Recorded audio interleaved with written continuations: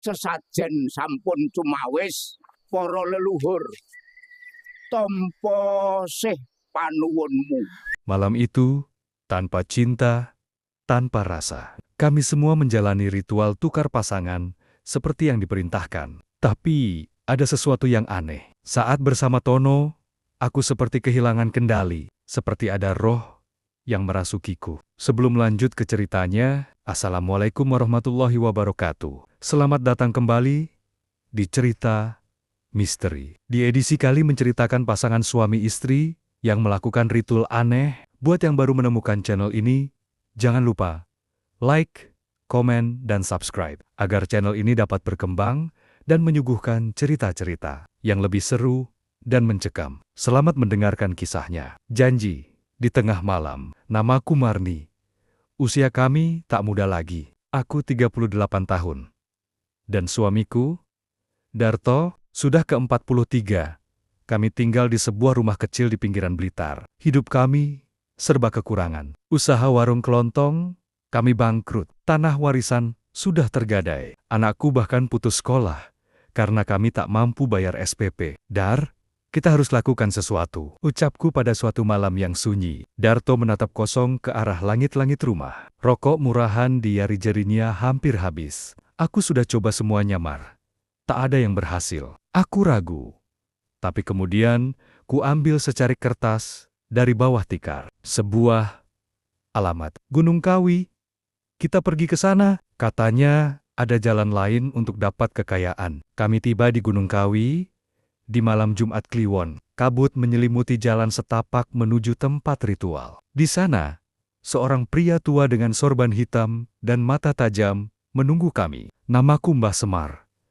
Kalian datang untuk kaya, tapi kaya tidak gratis. Harus ada yang kalian korbankan. Aku dan Darto saling pandang. Apa yang harus kami lakukan, Mbah? Tanya suamiku dengan suara gemetar. Mbah Semar hanya tersenyum. Ritual tukar.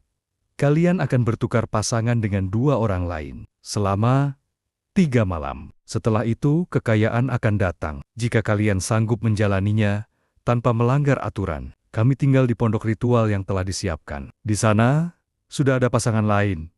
Wati dan Tono, mereka lebih muda, dan wajah mereka penuh ambisi dan hasrat. Malam itu, tanpa cinta, tanpa rasa, kami semua menjalani ritual tukar pasangan seperti yang diperintahkan. Tapi ada sesuatu yang aneh. Saat bersama Tono, aku seperti kehilangan kendali. Seperti ada roh yang merasukiku. Darto pun mengaku, Wati seperti bukan manusia. Matanya sempat berubah menjadi merah. Di tengah ritual, malam kedua lebih mengerikan. Di tengah sesi ritual, terdengar lolongan anjing. Angin berhembus kencang, dan suara tangisan bayi dari hutan. Mbah Semar muncul di balik kabut. Kalian sedang diuji coba. Jangan ada yang melanggar batas. Jika ada yang menolak ritual atau mencoba kabur, nyawa taruhannya. Aku mulai takut, tapi sudah terlambat untuk mundur. Malam ketiga, ritual berlangsung di puncak Gunung Kawi. Kami semua duduk di lingkaran dupa dan sesajen. Di tengah-tengah kami, seekor kambing hitam disembelih. Darahnya dituangkan ke tanah. Lalu, makhluk itu muncul, bertubuh tinggi, bertanduk, dan bermata merah. Kalian telah memenuhi syarat, tapi satu lagi harus diberikan jiwa ketulusan. Tiba-tiba Tono berteriak, "Aku tak mau lanjut, ini gila!" Dia mencoba lari, tapi tubuhnya terbakar sendiri, seperti disambar petir. Hanya tersisa abu. Aku dan Darto menangis, tapi kami tetap duduk. Kami telah menyerahkan segalanya, termasuk harga diri kami. Seminggu kemudian, hidup kami berubah. Tiba-tiba ada warisan dari paman jauh. Toko kami dibeli orang kaya. Mobil baru di depan rumah. Tapi setiap malam, suara lolongan anjing dan tangisan masih terdengar di kamar. Dan setiap bulan purnama, kami mimpi tidur dengan orang lain. Bukan suami istri kami, tapi roh yang menuntut ritual dilanjutkan. Kami kaya, tapi jiwa kami sudah bukan milik kami sepenuhnya. Dan kami tak bisa kembali. Sudah 2 minggu sejak ritual itu berakhir. Tapi malam-malamku berubah menjadi neraka. Setiap kali aku tertidur, aku melihat diriku di puncak Gunung Kawi lagi. Tapi bukan sebagai manusia, melainkan sebagai sosok telanjang, berlumuran darah, merangkak, dan memanggil-manggil nama Darto dengan suara bukan milikku. Darto juga berubah. Ia semakin pendiam. Matanya kosong. Ia sering mengigau memanggil Wati, perempuan dari ritual itu. Suatu malam, aku terbangun oleh suara gemeretak tulang dari dapur. Saat kuintip, Darto sedang berdiri menatap pisau tajam dan mengiris jari tangannya sendiri, lalu menuliskan nama Tono di dinding dengan darahnya. "Darto!" teriakku. Tapi ia hanya menoleh pelan dengan senyum aneh, senyum yang bukan milik suamiku. Aku mencoba mencari bantuan. Aku pergi ke seorang dukun tua di luar desa. Tapi sebelum aku bisa mengucapkan apapun, si dukun langsung menutup pintu dan berteriak, "Pergilah! Kau membawa celaka. Kau telah dikunjungi pengganti." Malamnya, aku tidur dengan rasa was-was. Dan benar saja, sekitar jam 2 pagi, tempat tidur kami bergetar. Suara bisikan datang dari bawah kasur. "Ayo, tukar lagi. Tukar lagi. Satu malam saja. Satu tubuh saja." Dengan gemetar, aku mengintip ke bawah. Di sana, ada sosok tubuh perempuan setengah telanjang. Wajahnya seperti Wati, tapi matanya bolong. Ia mengulurkan tangan hitam dengan kuku panjang ke arahku. Aku menjerit dan langsung membakar dupa dari sisa-sisa sesajen Gunung Kawi. Suara itu menghilang, tapi bau belerang menetap sampai pagi. 2 bulan setelah ritual, aku terlambat datang bulan. Aku berpikir itu hanya karena stres, tapi tubuhku mulai berubah. Perutku membesar seperti hamil. "Aku nggak mungkin hamil, Dar," bisikku suatu malam. Tapi Darto hanya tersenyum kecil. "Itu anak dari malam terakhir." Aku mulai mimpi buruk tentang melahirkan. Dalam mimpi itu, bayiku bukan manusia. Ia lahir dengan tanduk kecil dan mata merah. Tangisannya bukan tangis, tapi jeritan. 3 kali aku mencoba menggugurkannya, tapi tubuhku selalu gagal berdarah. Setiap aku menelan jamu atau obat, ada bayangan hitam muncul di kaca dan menatapku tajam. Desa kami mulai geger. Orang-orang yang pernah bersentuhan dengan kami mengalami kematian aneh. Pak Lurah yang meminjami kami modal ditemukan meninggal di sawah dengan tubuh menggembung, seperti habis disedot darah. Pembeli tanah kami, Pak Narto, meninggal gantung diri di gudang, meski sebelumnya bahagia dan sehat. "Ini harga dari kekayaan," ucap suara gaib yang kini sering berbicara dalam telingaku. Darto pun semakin tenggelam dalam dunia gelapnya. Suatu malam, ia membawa seekor ayam hitam ke kamar tidur dan menyembelihnya di atas tubuhku saat aku tidur. "Untuk keselamatan anak kita," katanya datar. Aku menangis. Tapi dalam hati, aku sudah tahu, kami tak bisa kembali menjadi manusia biasa. Mbah Semar kembali muncul di mimpi kami. Kali ini, wajahnya bukan lagi ramah, tapi penuh luka, penuh ulat, dan berdarah dari mulut. "Kalian harus lanjutkan ritual. Selanjutnya, kalian harus mempersembahkan satu pasangan lain ke Gunung Kawi, atau kalian sendiri akan ditarik ke dalam dunia kami." Tukar tak bisa berhenti sampai darah terakhir menetes. Sejak saat itu, kami jadi pemburu. Kami mencari pasangan baru sama seperti kami dulu, yang miskin, yang terdesak, yang rela melakukan apa saja demi uang. Dan ketika kami menemukannya, kami tahu giliran kami menjadi Mbah Semar selanjutnya. Beberapa bulan setelah ritual di Gunung Kawi, hidup kami berubah total. Darto yang dulu hanya pedagang keliling, kini menjadi juragan tanah. Aku, Marni, dipanggil Bu Marni dengan penuh hormat oleh tetangga, bahkan kepala desa pun datang bersalaman. Ketika kami membuka usaha retail besar di pinggir jalan raya, Bu Marni dermawan sekali, kata Pak RT saat kami menyumbang untuk masjid. "Ibu ini panutan," bisik para ibu-ibu. Pengajian yang dayam-dayam iri melihat perhiasan emasku yang berkilau. Namun, semua sanjungan itu hanya berlaku saat matahari masih bersinar. Begitu malam tiba, dunia kami berubah. Malam pertama, setelah pembukaan toko baru, aku terbangun pukul 2 pagi karena suara pintu kayu yang terbuka perlahan. Padahal, kami selalu mengunci rapat setiap malam. Aku berjalan pelan ke ruang depan. Tak ada siapa-siapa. Namun tiba-tiba aku mencium bau menyengat, bau dupa basah dan daging busuk. Dari pojok ruangan, sosok hitam melayang perlahan. Wajahnya tanpa mata. Hanya rongga gelap yang meneteskan darah. Aku berteriak, tapi suara tak keluar dari mulutku. Lalu suara itu terdengar, "Kalian sudah kaya, tapi belum lunas. 1 jiwa lagi, atau kalian akan kami jemput semua." Darto mulai sering duduk diam di depan cermin besar di kamarnya. Ia tak bicara, tak makan, hanya menatap pantulan dirinya sendiri. Kadang, aku mendengar dia berbicara dengan seseorang. Tapi saat kuintip, tak ada siapapun di sana. "Mereka belum puas, Mar," katanya suatu malam. Yang aku tiduri waktu itu bukan cuma Wati.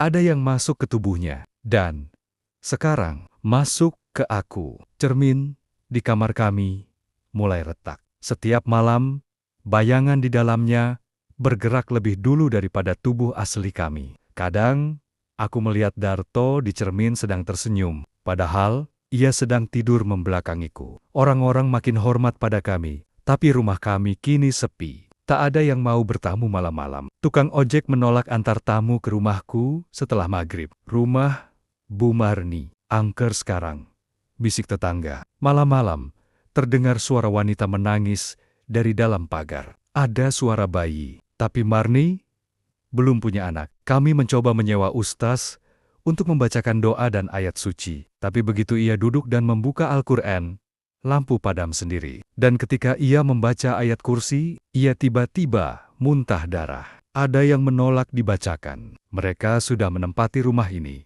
Uang kami tak pernah habis. Makin banyak bisnis yang dibuka, makin besar kekayaan datang. Tapi setiap uang yang kami keluarkan, selalu ada harga yang datang. Setiap kali kami transfer dana besar, ayam tetangga mendadak mati menggigil. Setiap kami menandatangani kontrak baru, mimpi buruk datang.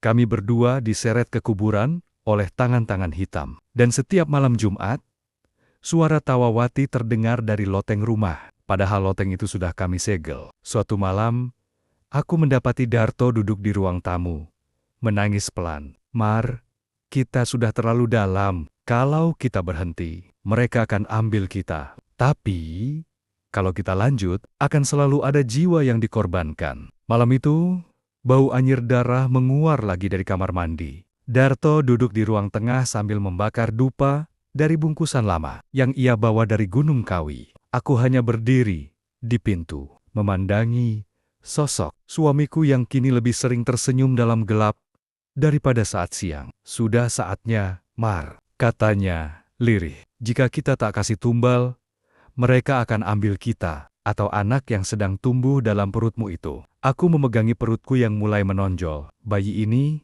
bukan bayi biasa. Ia tak menendang, tapi sering membuat tubuhku kaku, dan mataku melihat hal-hal yang tak nyata. "Siapa?" tanyaku, meski hatiku sudah tahu jawabannya. Korban pertama kami adalah Mbok Surti, janda tua penjual sayur keliling. Tak punya anak, tinggal sendiri di ujung kampung, dan sering meminjam uang padaku. "Kasihan dia," kataku ragu. "Tapi itu yang diminta. Jiwa sepi, jiwa tak berguna, jiwa lemah," jawab Darto dengan suara pelan, namun keras seperti bisikan setan dalam kepala. Kami undang Mbok Surti makan malam, berpura-pura ingin membantunya membuka usaha kecil. Malam itu, Mbok Surti kami beri minum dari air yang telah dicampur darah ayam hitam. Dia tertidur di kursi ruang tamu, dan kami melakukan ritual yang diajarkan Mbah Semar, membacakan mantra sambil meneteskan darah sendiri ke dahinya.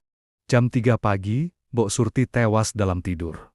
Wajahnya tersenyum, tapi keesokan harinya, warga menganggapnya mati wajar. Tak ada yang curiga. Dan benar, selama seminggu penuh setelah itu, tak ada gangguan. Namun, kedamaian itu singkat. Malam ke-8, aku bermimpi melihat Mbok Surti duduk di bawah pohon beringin besar di pemakaman kampung. Ia memeluk tubuhnya sendiri, tubuh yang gosong, dan menangis. "Marni, kembalikan aku. Jangan teruskan. Mereka tidak akan pernah kenyang." Aku terbangun, sambil menggigil. Darah mengalir dari hidungku, dan di sisi tempat tidur ada jejak kaki basah menuju pintu. Darto hanya berkata, "Itu bukan peringatan, itu ancaman. Mereka mau lagi." Korban kedua kami lebih sulit. Wira, pemuda yatim piatu yang bekerja di toko kami. Rajin, sopan, tak banyak bicara. Tapi Darto mengatakan, dia kosong, Mar.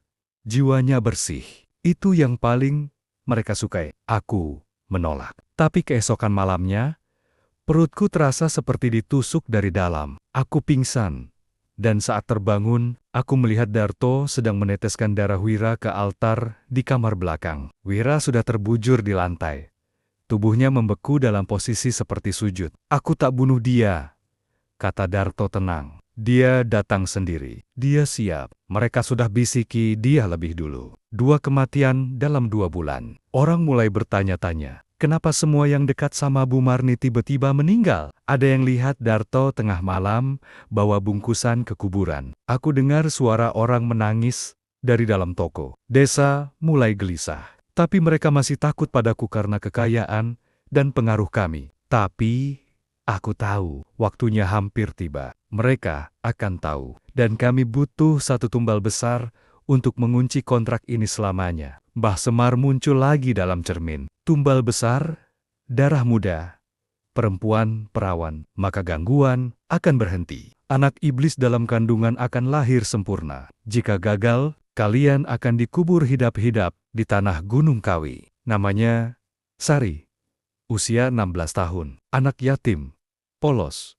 Tinggal bersama neneknya. Sari sering membantu Marni menyapu toko dan mengantar barang. Ia tak tahu bahwa senyum manis Marni menyembunyikan niat jahat. Dia yang terakhir. Setelah ini, semuanya selesai. Bisik Darto di suatu malam gelap. Mbah Semar menampakkan diri dalam mimpi lagi. Lebih jelas dari biasanya. 1 darah suci. 1 tubuh perawan. Maka kontrak kalian genap. Jika gagal, kalian akan menjadi tumbal kalian sendiri. Tapi Sari bukan seperti korban sebelumnya. Malam saat rencana ritual akan dijalankan, Sari mendengar bisikan gaib di kamarnya. Ia lari ketakutan, menyelinap keluar rumah Marni, dan langsung menuju rumah Pak RT. Keesokan harinya, kabar menyebar cepat. Sari gemetar saat bercerita di balai desa tentang ruangan gelap penuh darah di rumah Marni, tentang patung tinggi bertanduk di kamar belakang, dan bagaimana Darto mengajaknya berdoa agar kaya. Warga murka.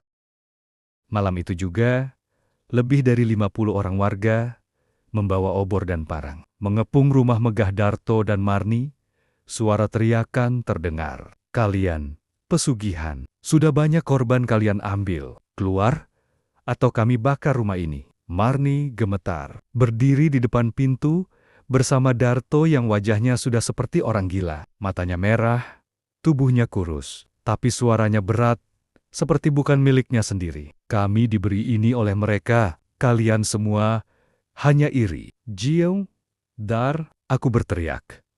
Menariknya masuk, tapi warga mulai melempar batu dan kayu terbakar ke halaman. Seseorang membakar gorden dari luar jendela. Api mulai menjilat sisi rumah. Dan saat itulah, tiba-tiba seluruh rumah berguncang. Terdengar jeritan dari dalam dinding. Cermin-cermin pecah serempak. Dupa yang tersimpan di altar menyala sendiri. Membentuk sosok tinggi bertanduk seperti Mbah Semar.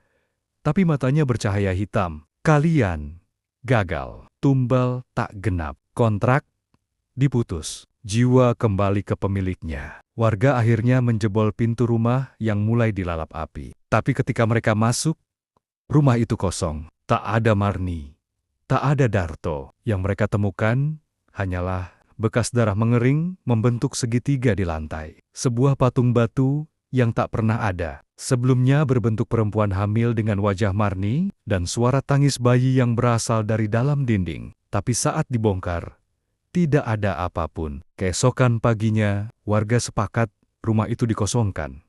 Dikutuk, tak boleh ada yang menempati. Darto dan Marni tidak pernah ditemukan lagi. Beberapa mengatakan mereka melarikan diri ke Gunung Kawi. Tapi banyak yang percaya mereka dikutuk jadi bagian dari ritual yang gagal. Bertahun-tahun kemudian, seorang pendaki mengaku tersesat di Gunung Kawi. Ia melihat sebuah pondok tua. Di sana, ada sepasang suami istri berpakaian kompeng camping dengan wajah kosong. Perempuan itu menggoyang kursi kayu sambil berkata, "Mau kaya? Tak, kami bisa bantu. Cuma satu tumbal saja." Lalu tertawa pelan dengan suara lirih yang menusuk tulang.